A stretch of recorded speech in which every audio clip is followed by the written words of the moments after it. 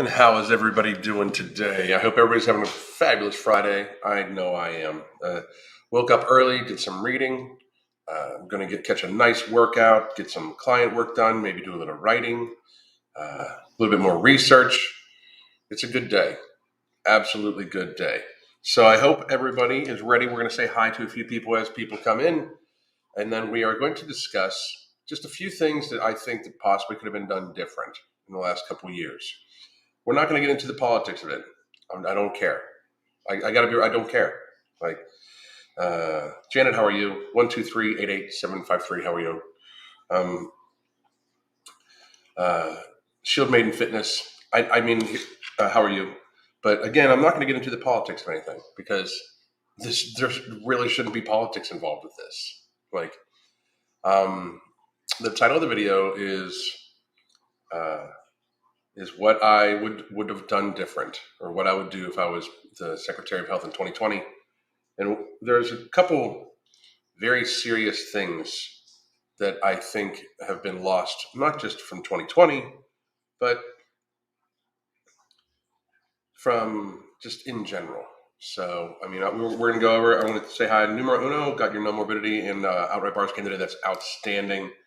I would start a program of mixed housing, commercials, districts, and mass transit pedestrian walking should not be illegal. I agree with that. So that's good. I was finally checking my emails every day uh, since the 18th of August. Well, I'm happy you got it. I don't. It seems like it took a while. I don't know where you're at in the world. So, Sean, hey guys, back at work with Fridays off. Got to get you live. That's outstanding, Sean. Outstanding. Glad to hear you're doing better. I believe, if my memory serves me correctly, you had a skull fracture or something like that. So I'm happy you're doing better because that's not something to fuck around with. But we're going to look over some of the literature and things like that. But I can tell you this. I very much believe in preventative medicine. I don't believe our healthcare system currently does that. I was a healthcare executive for a long time, and I'm not a doctor or like that. I was in administration with a heavy focus on nutrition for hospitals, senior care centers, long term cares, skilled nursings, all sorts of stuff. And I did help write disaster plans, including outbreak plans for multiple counties in the United States. So it's not like I'm not versed on like viral outbreak or anything like that. I help write policy for local governments for it, So, and that's a reality. And I just can tell you that one of the reasons why I left the healthcare industry is that it was no longer about health. It's about maintenance and money. Like, they want to maintain your health at the current state of shittiness it is, and milk money. Hang on a second. I totally I hear you, and thank you for the tip. I appreciate it. Took 3 weeks for you. Literally woke up to your live 6 a.m. alarm. Thank you, Andrea. I appreciate it. Health has to start with young children before the bad habits set in. Yes and no. I mean, uh, once even it's not like adults are lost. But this is about what I would have done in 2020. Now, I can already say that if I was the Secretary of Health, there would have been a few things already in place. One would be a weekly live kind of state of the health of the country address, where the Secretary of Health should be doing their very best to make sure that the people of the United States have all the information possible, all the education possible to make good health decisions, and exercise their freedom. At no point in time should the federal government ever. I mean, your health decision should be made by you, based on your privacy and um, your personal level of what you would want to risk. Like, as long you should be able to be told the risks, know what they are, and then move on from there. And your risk does not determine other people's risk. If it's just not, it's a constitutional thing. Life, liberty, and pursuit of happiness you're free. You're a free human being, and you at no point in time should you base it on like our freedoms be based on a populist thing. That's not how that works, you know. Um, but I would have weekly calls, and I would try to make sure we presented uh, all sides. So science would not have been turned off. There would be the open avenue for dissenting opinions based upon the data.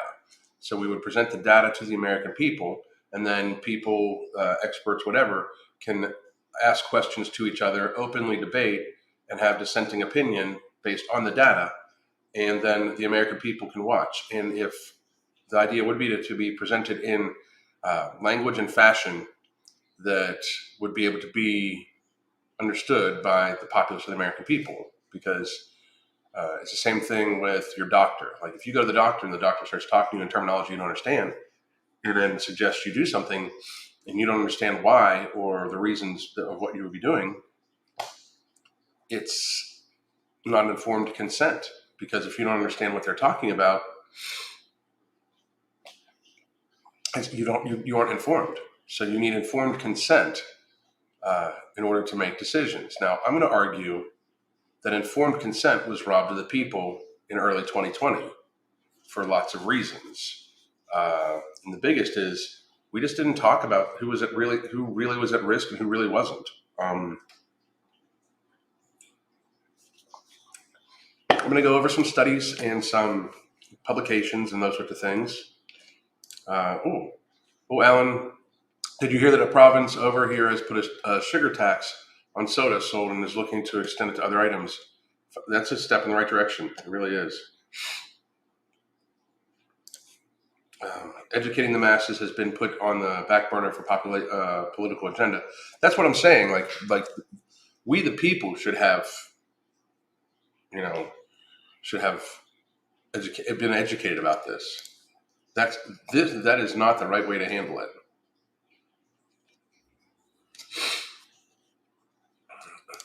People still drink and buy drugs. It will not help it. It will not help at all. I don't even know what you're talking about. I don't know who you're talking to. If you're talking to me, what won't help at all? I mean, informed consent. I don't give. Here's my thing. I don't care if people drink or buy drugs. I don't. I absolutely. It will help. If people realized how bad some of this stuff was for them, then they would be able to make an informed decision about it. The thing is, they're to make the decision about it, not other people. Well, sugar tax will most definitely help.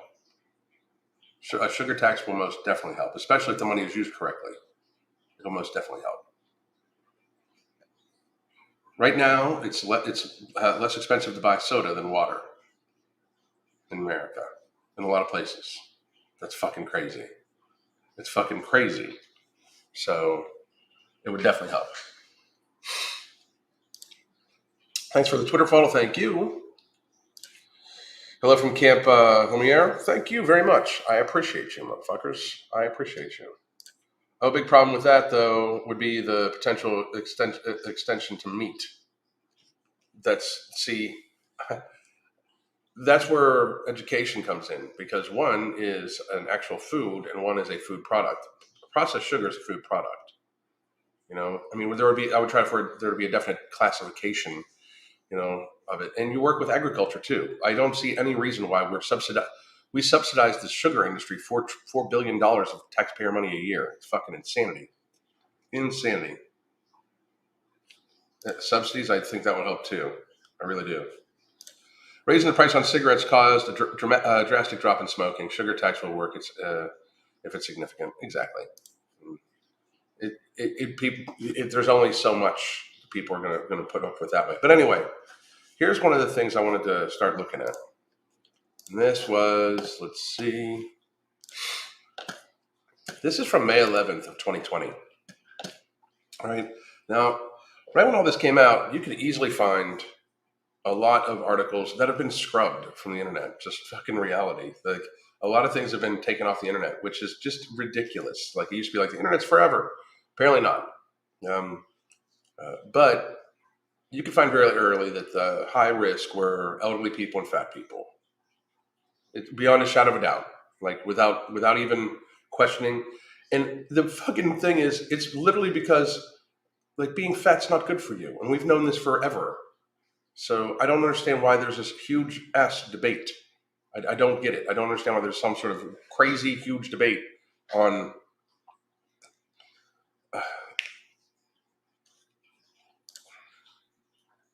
why a sugar tax will be more effective to force the industry to stop adding too much sugar and stop subsidizing sugar. Well, stopping of using taxpayer dollars to subsidize sugar is one thing. Forcing industries to do whatever, I don't believe in.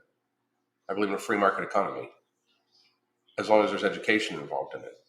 But a sugar tax, here's the thing. If you tax something like that, it's the same thing as there's an alcohol tax, you know?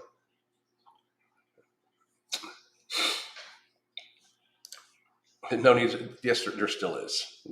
Sugar is more dangerous than cigarettes, statistically. It just is.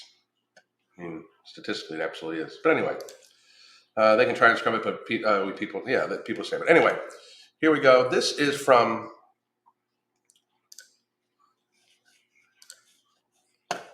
May 11th of 2020. Now, there was already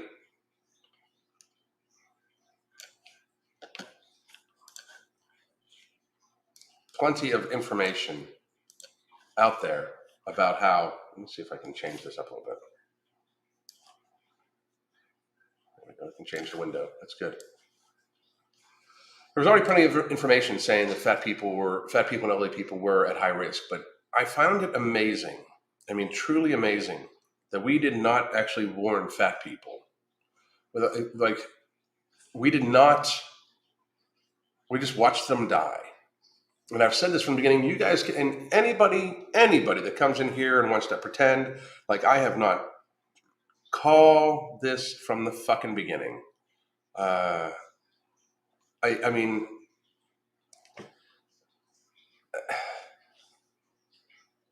that's fine.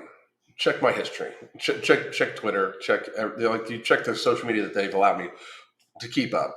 But I started asking questions immediately because I got to be real. Nothing made sense, and I didn't buy any of the bullshit. Because in healthcare, the people that do the dying are the sick are the elderly and the fat. The elderly, the sick, and the fat. They're the people that do the dying. I mean, especially of communicable diseases, of the flu and all like that. Of course, there's anomalous people and anomalous cases of this young, healthy person died. And then they use that, of course, to say anybody can die of it. Anybody can get struck by lightning, too. Anybody can get heat stroke, which I was more at risk of heat stroke than I was of this virus, statistically. Okay? I mean, because I'm going to be real, this is who has passed away in August of 2022, as of August 28th, from the most deadly pandemic ever. I mean, if you want to take a look at the entirety of it, it is, whoops.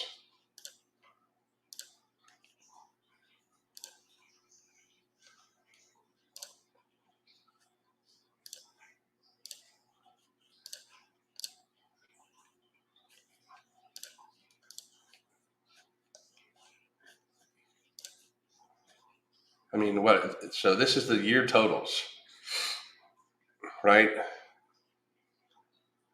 More people died from obesity. Most of these people were obese and died from obesity, and there's also the jibby jab thing going on. And here we are, a little bit more than 3/4 of the way. More people have died from obesity each year.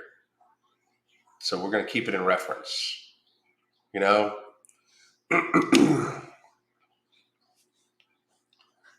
But here we go. This is from May 11th of 2020. The younger an ICU patient with severe, and we're going to go this, the younger the ICU patient with severe COVID-19, the more obese the patient tends to be, according to a new analysis published in The Lancet. Now, this was data from April that was published in May. So March and April, we knew. Like they knew fat people were at risk. No, find me anywhere where the powers that be tried to protect fat people. Instead, we made more fat people, and in the last 2 years, somehow made fat people such a protected class that you can't call them fat or you're seen as somehow mean. Like we did, the mean thing is not warning them. I will obviously, it's what I do for a living. Oh, by the way, I just want to tell everybody, great sale, by the way. If we are out of no morbidity right now, but another awesome thing to do, you should go with you can do Nutrient Driver, Immortal, but and they're having a fabulous sale over at Tiger Fitness right now for Labor Day. Huge, huge, huge. Anyway, but I'm going to read this one more time. Obesity can. This is from May 11th of 2020. Obesity can shift severe COVID-19 to younger age groups. What your doctor is reading on Medscape. The younger an ICU patient with severe COVID-19, the more obese the patient tends to be, according to a new analysis published in Lancet. Again, this is from data from February, March, and April of 2020. By itself, obesity seems to be a sufficient risk factor to start seeing younger people landing in the ICU, said the study's lead author, David Cass, MD, a professor of cardiology and medicine at Johns Hopkins University School of Medicine in Baltimore, Maryland. In that sense, there's a simple message. It's if you're very, very overweight, don't think that if you're 35, you're that much safer from severe COVID than your mother or grandparents or others in their 60s or 70s. And again, this is where I came up with if you have eaten yourself, gluttoned yourself to the frailty of an elderly person, why should society protect you? These are your actions. You are doing them. You should be warned. We should be informing you. And as Secretary of Health of the United States, I would have informed people, if you are very fat, you should very much so try to reduce your body weight, because now not only are you at risk of cardiovascular disease, type 2 diabetes, Alzheimer's, non-alcoholic fatty liver disease, hypertension, high blood, just a multitude of things, osteoarthritis, stroke. I mean, so many things, all the things that end up burdening our entire society. And the fact that a huge portion of our already healthcare burden is from lifestyle-driven chronic illnesses, from people gluttoning themselves, drinking too much, smoking too much. You are now at high risk, that of an elderly person, for COVID-19. I will also point out that this is just an admission that not everybody is at the same risk. Yet we treated everybody as if they were at the same risk. Now, I know people were like, well, we can't overload the hospital system, but why would we not try to alleviate some of that off the hospital system? I personally would be trying to make the healthcare expenditure of the United States as little as humanly possible. If I was the Secretary of Health of the United States, I would try to make it with as little as humanly possible, just minuscule, tiny. I would try to get it to the point where it was barely a thing, because the more you have to use it, the more that people die in hospitals. It is a known factor that medical error is the third leading cause of death in the United States. The more we interact with that, it always lowers that. By watching out for the public health of people, by watching out for the weight of people and what they're ingesting and how much activity they get, how much sunlight they get,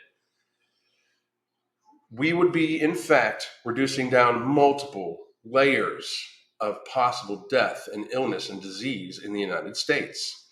But by accessing the healthcare system less often, it reduces down a huge cause of death in the United States. Something like 450,000 people a year die from medical error in the United States.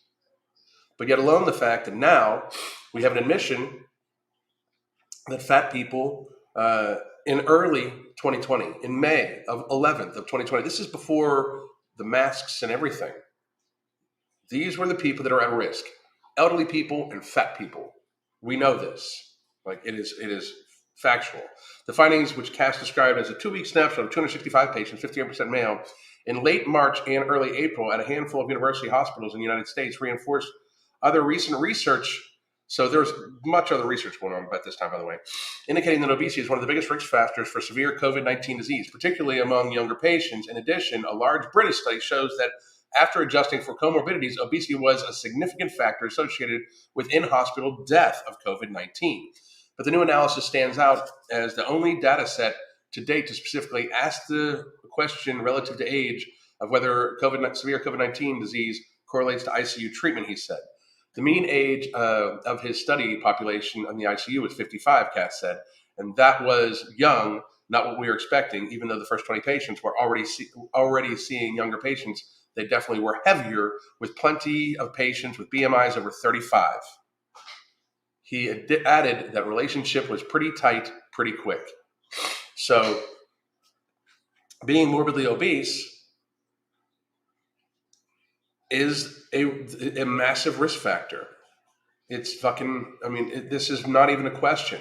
Cass and co-authors write that the analysis of the data, they anticipated similar results to the largest study of 1,591 ICU patients from Italy, in which only 203 were younger and 51 younger than 51 years.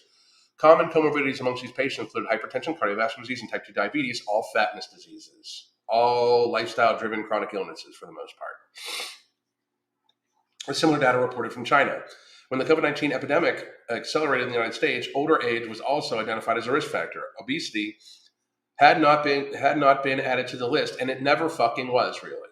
We never said, hey, you're fat, you should lose weight, you're at high risk. We never actually did that because we can't hurt people's feelings, apparently. We'd rather watch them die. Cass noted, but following informal discussions with colleagues and other ICUs around the country, he decided to investigate further as to whether it was an underappreciated risk factor. Cass and colleagues did a quick evaluation to the link of BMI and age of patients with COVID-19 admitted to ICUs at Johns Hopkins University of Cincinnati, New York University of Washington, Florida Health, and University of Pennsylvania. The significant inverse correlation between age and BMI showed younger ICU patients were more likely to be obese with no difference in gender. Median BMI among study participants was 29.3 kilograms per meter squared, with only a quarter having a BMI lower than 26, and another 25% having a BMI higher than 34.7. Cass acknowledged that it wasn't possible with this simple data set to account for any other potential co-founders, but he told Medscape Medical News that while diabetes, cardiovascular disease, and hypertension, for example, can occur with obesity, that is generally less so in younger populations as it takes time for the comorbidities to develop. So basically what they're saying is, even though we're talking about the metabolically health obese stupidity, like you're metabolically healthy, meaning you don't have you have the absence of cardiovascular disease, diabetes, or hypertension, but you're fat as fuck, and you still are at high risk because even though you don't have any of those things, you are still at risk from just being obese. Normally, because I believe it's because it's a chronic inflammatory state. For one, obesity places extra pressure on the diaphragm while you're lying on your back, restricting breathing. Morbid obesity itself is pro-inflammatory. Here we've got a viral infection with early reports suggesting that cytokine storms and immune mishandling of the virus and why it's so much more severe than other forms of coronavirus we've seen before. So if you have someone who has already underlying pro-inflammatory state, this could be the reason for higher risk, as we've discussed with other things too.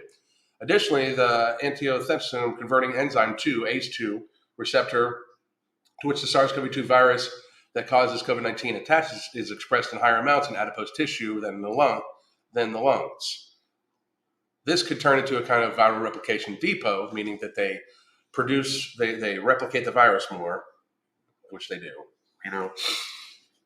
Sensitivity needed for public messaging about risks, but test sooner. Fuck stupid shit. With an obesity rate of about 40% in the United States, the results are particularly relevant for Americans. So this is where you get people like Fauci literally stating that it's because of the obesity epidemic that we lock the people down, and it's a statement. This is from July of 2020. It is body mass index and outcomes in patients with COVID-19 dose response meta-analysis. The result, a total of 34,390 patients from 12 studies were included in this meta-analysis. The meta-analysis demonstrated that obesity was associated with a composite poor outcome, mortality, and severity in patients with COVID-19. A pooled analysis of highest BMI versus reference BMI indicated that a higher BMI in the patients was associated with composite poor outcome, mortality, and severity. The dose response meta-analysis showed an increased risk of composite poor outcome of 1.052 for every 5 points on the BMI scale, basically. The curve steepens with increasing BMI. So the fatter you are, the more risk you're at. Let's see. So this was July of 2020. Here's another one, September of 2020, Association of Body Mass Index with Critical COVID and In-Hospital Mortality, a dose response meta-analysis. And this is pretty much the same study, I believe it was. Nope. A total of 16 observational studies involving 109,881 patients with COVID-19 were included in a meta-analysis. The pooled results showed the patients with a BMI over 30 had a 2.35-fold BMI over 30 had a 2.35-fold risk for critical COVID and 2.68-fold risk of mortality, death, compared to patients with BMI under 30. Why did we not warn these people? Like, why did we treat every human being as if they were at the same risk? And why did we not warn these people? I mean, that's what this is where I'm at. Okay, like, fuck your politics. I don't want to see people. I want to see people live and be free. Fuck your politics. If I was Secretary of Health of the United States, I would absolutely try to inform people, public broadcasts. Hey, if you are overweight, here's what you should do. I understand that it might hurt some industries, such as the soda industry and the bread industry and a few other industries like that. But the government of the United States should be about helping the people of the United States, not about watching out for industries. We spent trillions and trillions and trillions of dollars when, in fact, we could have built industry around helping elderly people stay isolated, and as much as humanly possible. Paid a bunch of fucking people extra, to literally test themselves every day, if at all possible, stay at facilities to take care of these elderly people. I mean, as somebody that worked in this industry, do you know how mobile and active and already pre-isolated a fucking 75-year-old with 4+ comorbidities is already? They're not fucking at the general store. They're already in nursing home. Okay, they're already fairly isolated. The nursing homes should have been, fucking isolated. People should have been able to accept their own risk. I mean, the amount of damage we've caused is amazing. Another one, cooking lessons for children. There'd be a weekly cooking lesson. There'd be weekly talk about buying local. I mean, because you are in the U.S. government, you should not be for big business. You should be for buying local. You know why? Buying local, growing your own food, also is much better on consumption of gasoline, consumption of packaging, waste, those sorts of things. Like, when you shop local, it doesn't have to travel and get packaged as much. You also put money into local economies. I mean, when you buy oranges, when you live in Florida and buy oranges from California, you are pushing money outside of your fucking economy. It's crazy to me. I don't even get it. Anyway, but so back to this. Compared with 2.68 fold risk for COVID-19 mortality compared with patients of a BMI of under 30. So we're not even talking. By the way, we are not even talking not big. We're I mean, my BMI is something like 27. We're just talking don't be fat as fuck. I get that people have problems losing weight. Trust. I get it. Okay. More than most of you could possibly know. I get it. Right. Because I have trouble with mine. That's why we've developed things like No Morbidity. That's why we're developing product 2. That's why I take Nutrient Driver every day, which, by the way, you can get Nutrient Driver, which is, it has berberine in it. It's excellent for your fucking blood sugar regulation and all like that. It helps me avoid having sugar cravings. So I take it 3 times a day. As a matter of fact, my bottles are somewhere around here. But that's why I take Nutrient Driver. Your berberine's going to be in product 2. That's why I take a wide spectrum multivitamin a day to make sure I don't have any micronutrient holes that might cause cravings. Because I try to watch what I eat. I get it. I have problems with food, right? But that's not an excuse. That's just a problem. It's not a reason. It's something to deal with. It's what we should have to do. Yeah, this is perfect. You don't have to be ripped and fit to be healthy. You absolutely do not. And under 30 BMI is not a huge fucking expectation for population health, especially when being fat does burden society. It absolutely does. Like, my job as Secretary of Health of the United States would be to, in fact, try to minimize the impact of negative health ramifications. It wouldn't be to treat the sick. It would be to avoid the illness. Like, that's the thing. The health is about avoiding illness. Being healthy is about avoiding illness. We have sick care. We don't have health care in America. We take care of the sick. We do not try to even get people healthy or have people stay healthy. That is villainized. You know, that's it's like being healthy is almost villainized. Being fat is somehow brave when in fact you have a 2.68-fold risk or higher mortality from a fucking cold virus. I mean, we always hear fat bodies are good bodies. No, they're not. Like, no, they're not. They're just not. Subgroup analysis showed that patients with obesity and age of over 60 years associated with significant increased risk of critical COVID. Meta regression analysis results showed that age had a significant influence in the association with BMI. So if you're fat and old, you're fucking in big fucking problems. Random effect dose response meta-analysis showed a linear association between BMI and both critical COVID and mortality. The risk of critical COVID-19 and mortality increased 9% and 6% for each 1 kilogram increase of BMI, respectively. Kilogram per meter. So, conclusion. Evidence from this meta-analysis suggests that a linear dose-response association between BMI and both COVID severity and mortality. Further, obesity, BMI over 30, was associated with a significant increased risk of critical COVID and in-hospitalization mortality of COVID-19. So we knew this. Again, this is from September of 2020. And this information was gathered way before this. We did not warn these people. We did not warn anybody. We pretended that everybody was at the same risk. It's fucking tragic. It really was. This is straight from the CDC. This is March 12th of 2021. This is body mass index and risk of COVID-19 related hospital intensive care admissions and invasive mechanical ventilation, which proved to actually be fucking murder. Obesity is recognized risk factor for severe COVID-19. They don't talk about it at all. We don't talk about this shit whatsoever. Risk of hospitalization, ICU deaths were the lowest amongst patients of BMIs of 24.2, 25.9, and 23.7, respectively, and then increased sharply with higher BMIs. Risk for invasive mechanical ventilation increased over the full range of BMIs from 15 kilograms to 60. It's reality. This is another one. This is the cost of COVID-19 pandemic associated with obesity in Europe, a healthcare cost model.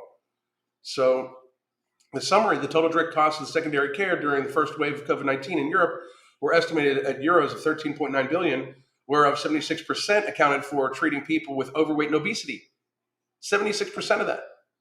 The average cost per hospital admission increased with BMI from 15,831 euros for BMI of under 25 to 30,982 euros for BMI above 40. So more than double. The fuck? People. This is not how you take care of people. You help them avoid illness. Obesity and its complications for COVID-19 mortality. This is from April 1, 2020. First published April 1 of 2020. Give me a second. I gotta eat more coffee.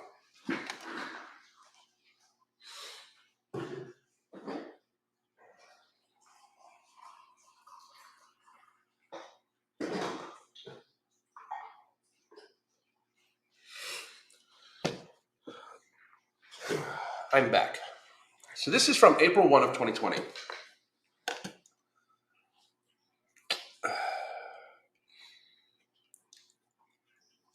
Between April 2009 and January 2010, the Centers for Disease Control and Prevention estimated that 41 to 84 million people were affected with H1N1 virus, blah, blah, blah. The disproportionate H1N1, I don't know why we're talking about H1N1 experience.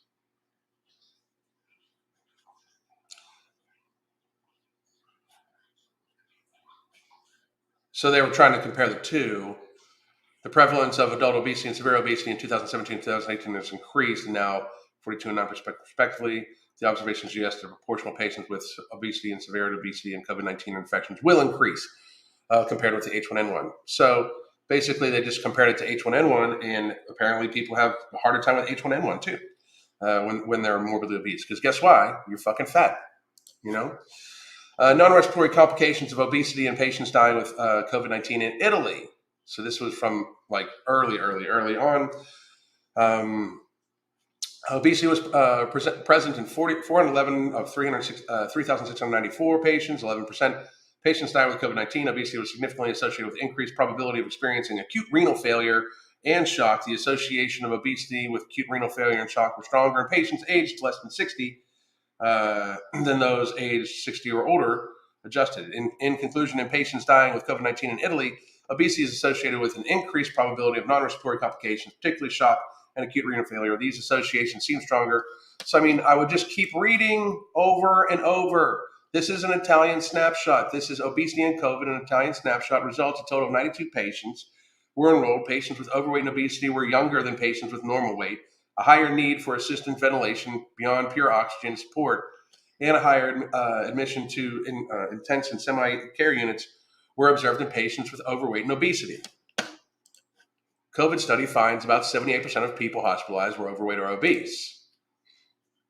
Obesity significantly increases chances of severe outcomes for COVID-19 patients. This is on the World Health Organization website, but when you tried to say something like this on YouTube, by the way, at this time, they deleted the video. This is just fucking pathetic and sad.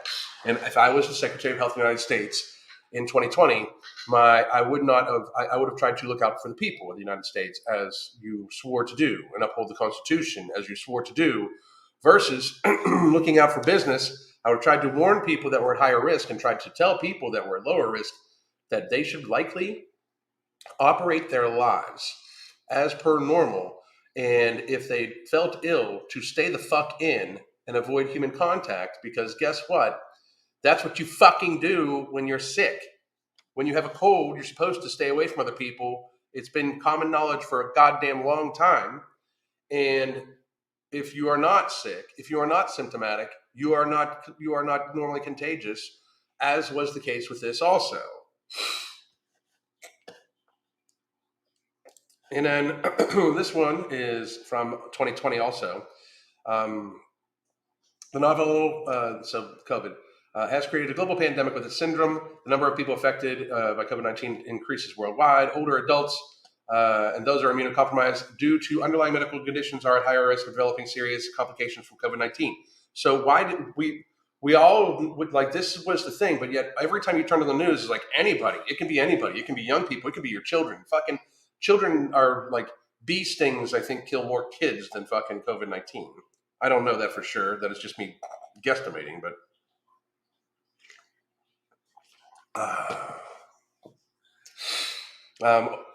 let's see. A study in France was shown that the risk or need of ventilators in the patients with COVID-19 was 7-fold higher for individuals with body mass index above 35 compared to the body mass index of 25. A study in New York found which people with younger than 60 years of age with a BMI above 30 were significantly more likely to be admitted to care than individuals with BMI less than 30. Additional research from New York City demonstrated that patients with obesity had significantly higher rates of admission to intensive care units and rates of death.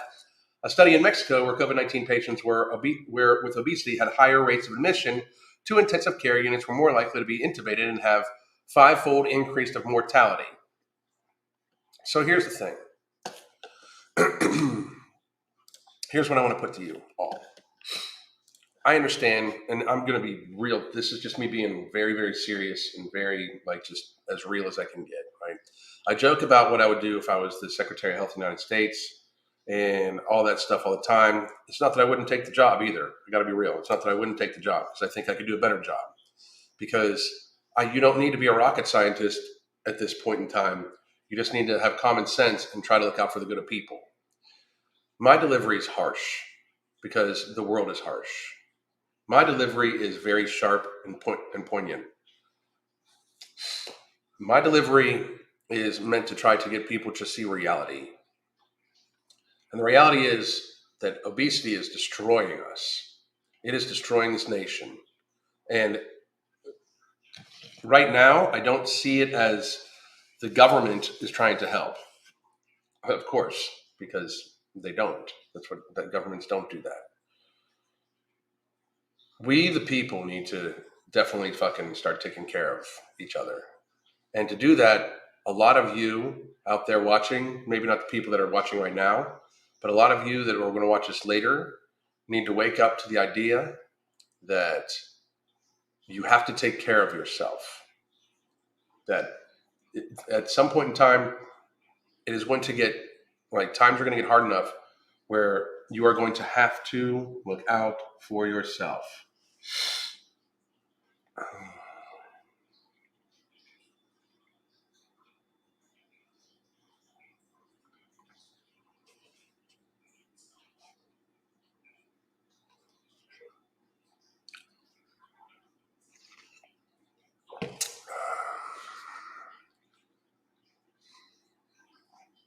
I just, I don't know. I don't know where we go from here. Like when you can clearly see that not one public health official discussed the information that I just discussed in the way I discussed it. When you can clearly know that over the last 2.5 years, we were made to believe and see that like everybody was at risk and we needed to do, we like at no point in time should anybody have been told what they could and couldn't do. That's not freedom to me. And I understand that for many of you out there, that you are very happy that people like me, the government tried to tell us what to do. One, I wouldn't have listened, and two, I didn't have to where I lived. Never owned a mask, never isolated, not once. You know, I wore a mask one time to see my mother. That was it. But I refused because it was very clear to me, knowing what I knew about healthcare and reading the data, that they knew, as well as I knew, that the people that did the dying normally were the people that were doing the dying. Elderly people and fat people. And for some reason, the over the last 2.5 years, we have made it so fat people, like, we don't even talk about the dangers. Like, we're living in this fantasy world that they're somehow healthy. And that's very dangerous. Like, I get that, like, we try to have, like, I try to be entertaining, like, I mean, I enjoy telling jokes and I enjoy doing the things and I enjoy all that. But, like, at some point in time,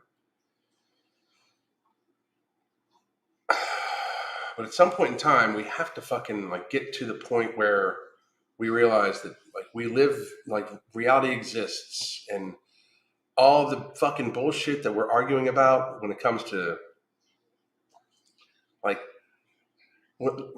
all the shit that we're being made to argue about does not protect anybody. You know, eat whole foods.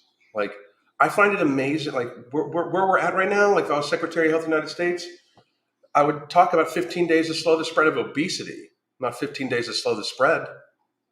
Not 15 days to flatten the curve, 15 days to flatten your fucking stomach. 15 days. And I say this all the time, 15 days. Go 15 days without eating processed carbohydrates of any kind. 15 days. I don't give a fuck what you eat besides that. Drink an ounce of fluid per pound of your body mass. And don't eat any processed carbohydrates for 15 days. And get back to me. If you cannot do that, you should ask yourself why. I go weeks upon weeks without even eating processed food. Like, and I get free protein powder, for fuck's sake. You know what I mean? Like, I occasionally have like a protein pudding at night, which, by the way, I'm going to point out that whey protein is fucking food. That whey protein is fucking food. And it's processed protein. It's not processed carbohydrates. But I challenge you to just eat 15 days drinking an ounce of fluid per pound of your body mass, which is what the data shows. If you're living in a warm climate or a hotter climate, or you work out, you should probably take in more than that. 15 days drinking an ounce of fluid per pound of body mass and eat nothing but whole foods, meats, eggs, vegetables, and fruit. That's it. Eat just that's what it is. 15 days. If you cannot, because it's a matter of convenience, what could you do in your life to change that? What can you do in your life to prioritize your health, right? And if you cannot, because that shit just calls to you, accept the fact that you've got a problem with that shit. It should show you that it's an actual problem. That's what I would have said to people, you know. And if I couldn't have gotten the support to not do the stupid shit and try to fucking close the economy down, because whenever you turn the economy off, people die. Like, we knew this back then. It's not like lockdowns and downturn economy doesn't have actual death connected to it. We knew this. If anything, just in increased suicides and increased overdoses and domestic violence and all sorts of shit alone. You know, what we did to try to protect ourselves from a cold is fucking ridiculous. I mean, absolutely fucking insane ridiculous. Sheeny, it depends on the honey you get. If it's honey straight from like a local farmer, I would suggest no. I'm going to point out that if the first thing you think of when I say to stay away from processed carbohydrates is how can you get something sweet, that you might have a problem with sweet stuff. I mean, I'm going to suggest that. You know, like, I mean, it's what happens. There are these perfect bars and they have honey in them. Great dessert. What, you don't need a dessert. Is it your birthday? For the 15 days, try not to even eat anything that tastes sweet besides fruit. Fruit is your sweetness. You know, like that's the thing. And I'm not knocking on you. I appreciate you, but you want salt? Yeah, I agree. But you can if you eat meats and stuff like that, you do get plenty of sodium in there. Just to be real. So, but I would encourage people to get out and walk, get some vitamin D. We knew back then. That's what Mark got shadow banned for fucking. Mark got shadow banned for fucking talking about vitamin D when we knew it was fucking healthy for people and it helped avoid cytokine storms in the lungs. So shit could have been a lot different. I would have done better than what was done. I have no doubt. And anybody that does, I'd like to debate in an open stage. Back and forth. We present our data. Because that's a huge problem right now, is that dissenting opinions are there's no longer debate. There is just stuff labeled as disinformation. I've had more shit labeled as disinformation that now is completely 100% correct. Like that, the shit that I've been spoken about is now seen as 100% correct.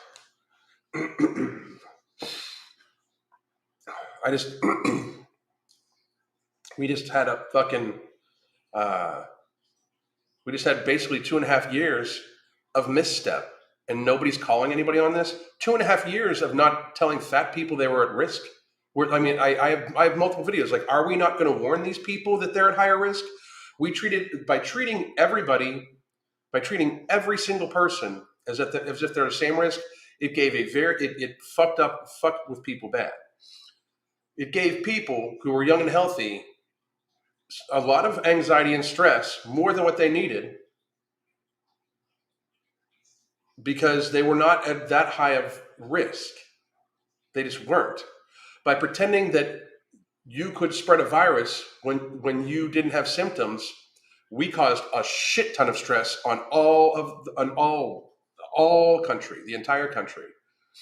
There is not really a thing for a non-immunized person of asymptomatic spread of upper respiratory viruses. There's just not. I mean, if you don't have symptoms, it has been historically known that you just don't transmit. Fauci even said so at the beginning of this. But then all of a sudden we needed to make sure everybody locked down and got terrified because it became political. So all of a sudden everybody could possibly be spreading it. Somebody could have it and you could give it to somebody else, you could give it to somebody else. We described the process of how communicable diseases have worked the entirety of our species and then pretended like it was some huge fucking surprise for a cold virus that one person gives it to another person and that person gives it to another person. This is nature. This is how shit works. I would argue that the use of masks increased viral spread because people self-infected themselves. People cause themselves to get infected at a higher rate by touching their faces more often with a dirty ass fucking rag. And I would be 100% right. And there would be much more data and logic to support that than anything else. It's just reality. And it being labeled as disinformation at one point in time is a travesty. We need to get back to we try to be healthy as people. It's not shaming to say you should try to be physically fit. We're fucking animals. You know what gluttonous animals and if you are less mobile and have a more harder time breathing doing tasks, if you don't have cardiovascular efficiency and mobility compared to the rest of your species in nature, you die. And we could get there very fucking quickly. I mean, very fucking quickly. So I don't get it. I understand that people don't want to be told that they've done anything fucking wrong because you motherfuckers have been given participation trophies your entirety of your fucking life, and that's my generation's fault, for real. My generation started giving our kids participation trophies, and you motherfuckers act like you can't be told you ain't shit. Do yourself a favor. If you're my age or if you're whatever, if your kid's young, remind them that they ain't shit a lot. Remind them that they need to work fucking hard a lot. Remind them a lot. Because this whole I'm perfect the way I am, no, you're not. Most of you motherfuckers suck. Most of you motherfuckers are weak-spirited, physically fucking sickly, fucking pathetic, kind of slobbish, fucking treating your body like shit human beings who then want to fucking throw your hand in the air whenever anybody says maybe you should fucking work on yourself. The concept of self-improvement to a lot of you is somehow super fucking foreign and upsets people extremely bad. When in fact, it's weird.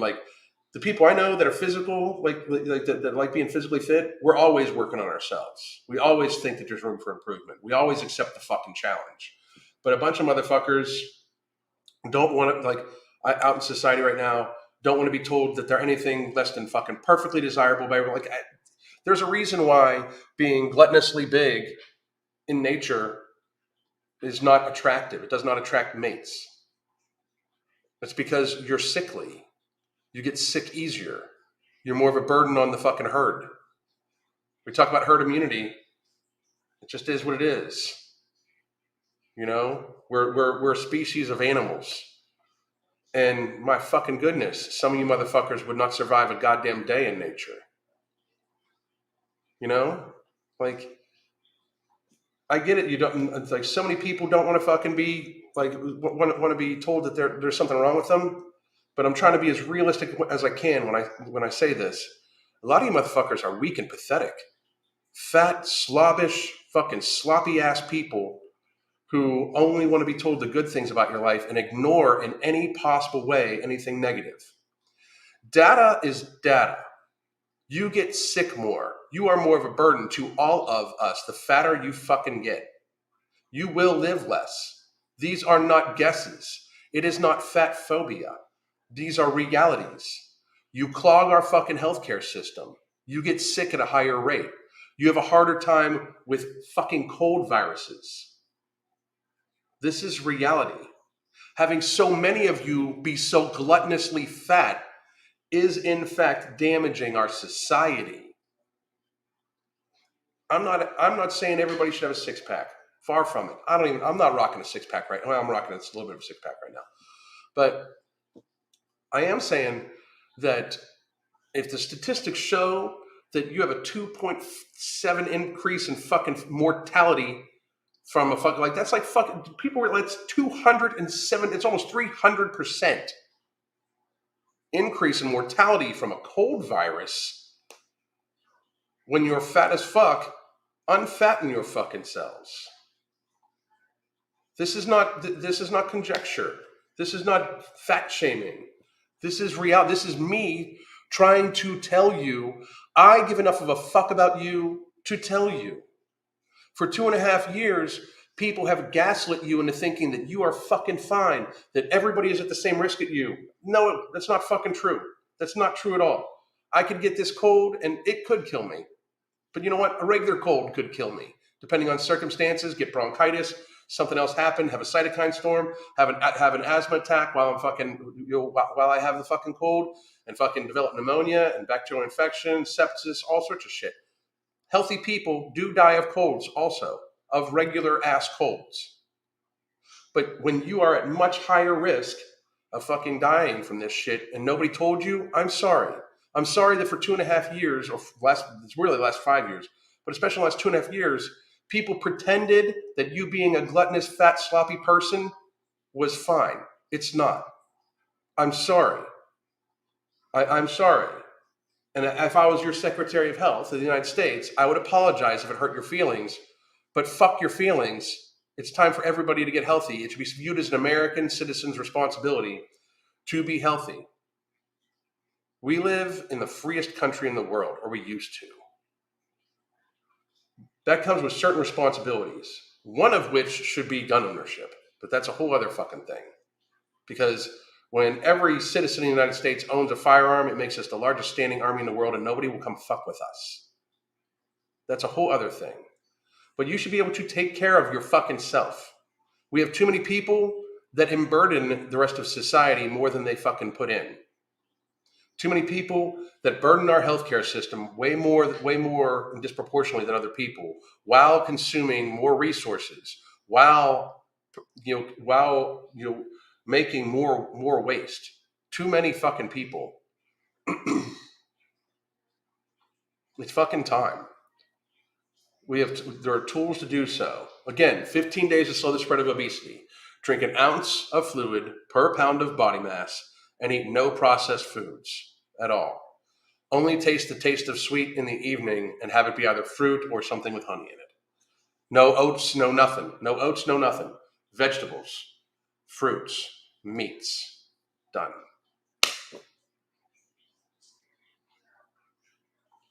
Figure it out. Figure it out. You know, I watched the president last night.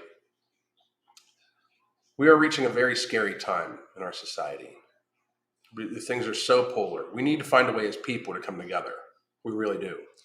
But to do that, we have to be able to fucking support each other. We have to. Why no oats? Because what do you put on oats? Do you just eat oats? Do you just bake oats in water? If anything, I'd rather you do grits. But because grits are normally done savory, but people put sweet shit on oats. That's why. Stinging nettles make great salads, absolutely.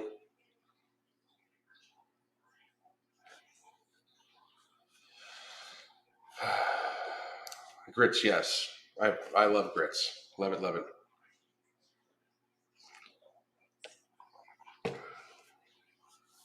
That's the thing. It's not that hard. People just pretend like it is.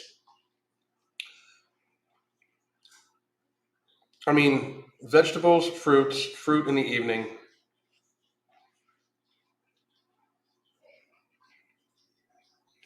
No sugar, no nothing. No sugar, no nothing. Good. Well, I mix oats and water and make a kind of porridge. That works. Fine. Do that, whatever. But Jesus fucking, it is amazing when it's 2 weeks. Go 2 weeks with just vegetables, just fruit, eat it, and animal proteins. It's just amazing. I anyway. Anyway, we're almost at our time. anybody with any real quick questions about this? I'm sorry if this is summary. I'm probably gonna be back tomorrow. So, again, we do have a Labor Day sale going on at TigerFitness.com. I suggest you pick up some berberine and some Immortal, and then we'll be back in stock before you know it with no morbidity. So I hope any questions, real quick, guys. Do yourselves a favor. What time? I don't know. Whenever I feel like it. On weekends, I'm just gonna go live if I feel like it. I probably will. I'm saying probably. I don't know. So, but Andrea B. Anytime anyone asks me for my food advice, I always tell them to eat as closely to the earth as possible. Need a sugar, fruit. That's beautiful. That's fucking outstanding, Andrea. It's fucking outstanding. But reality, reality. Like we need to very seriously knock off this fucking ridiculous bullshit. I don't give a fuck how much you lift. I don't give a fuck what your bench is. Don't give a shit. I don't give a fuck if you rock a six pack. I really don't. I don't. But if you're over 30 BMI, you're putting yourself at higher risk. I just gave you the data. And I'm not saying like you should have to do anything. You're a free fucking person. I'm just saying society shouldn't subsidize you. I'm saying that you should, like, if you are going to eat yourself an illness, you should have to pay for that illness instead of all society paying for that illness. Sucks, I know, right? It's fucking, reality is a fucking nasty ass fucking thing. Should we try to take care of people? Absolutely, especially elderly people and kids. But we didn't do that either. By pretending that everybody was at the same risk. You know how many elderly people I saw in line? Like, they were standing 6 feet away. 6 feet was a completely made up, ridiculous number. Aerosolized vapor that carries viruses on it travels 30 fucking meters. You dumb fucks. We've known this. It's fucking.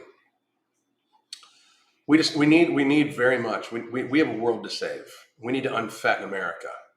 We need to be, in order for us to become a strong nation, we need to become strong people. And right now, we're just weak, sloppy, and fat. It's fucking pathetic. I hope all of you. I hate to leave it on that. I hate to leave the week on that, but I really fucking hope that everybody can fucking. If you're in good shape, which I hope you are, or you're getting there, fucking keep killing it, motherfuckers. You are fucking heroes. You are heroes. Heroes. You really are. If you have fat people in your life or people that drink too much, smoke too much, glutton themselves, reach out to them and try to tell them that they are putting themselves at serious risk. Like, it's fucking important. Okay? That's caring about them. It absolutely is. If they say, well, you're fat phobic, like, have them enter reality, because they're not healthy. You know it. And they're at higher risk for all sorts of shit. And they're harder on our society. They're a burden. They really are. So I hope everybody has a great day. I'm going to move on from this and have a very, very, very good day. I hope to talk to all you motherfuckers soon. Like I said, I'll probably be live tomorrow. I'm not sure, but I probably will be. Goddamn.